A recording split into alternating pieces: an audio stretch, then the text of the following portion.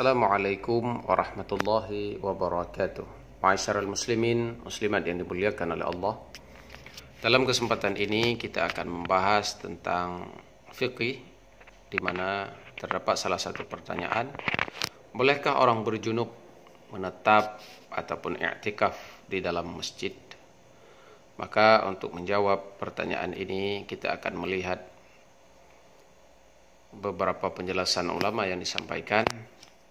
Di antaranya adalah di dalam kitab Al-Ikhtibar, kemudian di dalam kitab Minhajul Jalil, kemudian di dalam kitab Mughni Muhtaj dan Muntaha Al-Iradat.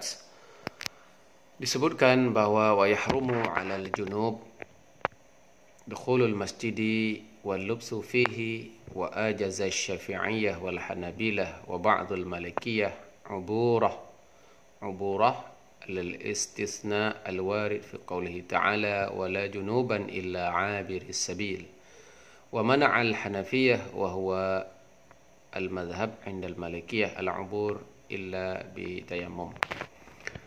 Dan haram kepada orang berjunub untuk memasuki masjid dan menetap di dalam masjid. Sedangkan ulama mazhab Syafi'i dan ulama mazhab Hambali dan sebagian ulama daripada mazhab Maliki membolehkan melalui masjid. Artinya tidak menetap tapi sekedar melewatinya saja. Kenapa dibolehkan di dalam tiga mazhab tersebut? Dikarenakan terdapat pengecualian di dalam firman Allah Ta'ala, di mana firman Allah Ta'ala di sana wala junuban illa 'abiris sabil. Tidak boleh orang junub itu menetap di dalam masjid kecuali hanya orang-orang yang melalui saja.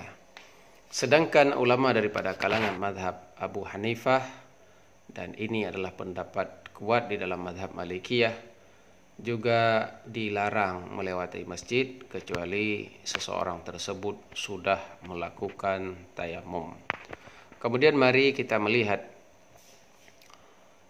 di dalam penjelasan yang lain disebutkan bahwa waqtafa Syafi'iyyah wal Hanabalah bin nisbah lil junub wa nahwihi bi tahrimil maqsi fil masjid aw taraddud bihi li ghairi 'udrin wa abahu lahu 'ubur al masjid walau li ghairi hajah liqaulihi ta'ala wa la taqrabus shalah wa antum sukara hatta ta'lamu ma taf'alun wala junuban illa 'abiris sabil. Dalam surat Nisa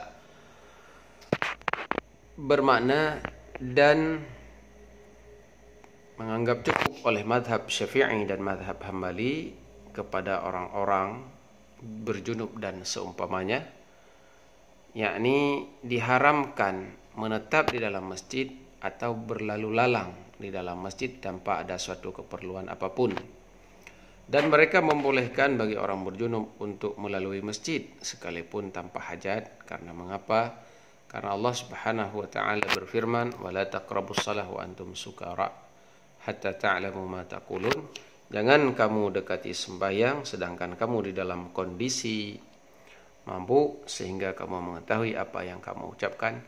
Wala junuban ila 'abiris sabil, dan tidak boleh pula bagi orang berjunub untuk memasuki masjid kecuali hanya sekedar lalu saja. Jadi sampai di sini kita bisa mengetahui bahwa sesungguhnya melewati masjid itu dibolehkan bagi orang berjunub menurut jumhur mayoritas daripada 4 mazhab kecuali Abu Hanifah dan kecuali pendapat di dalam mazhab Maliki yang mensyaratkan bagi orang berjunub jika ingin melewati masjid itu harus bertayamum.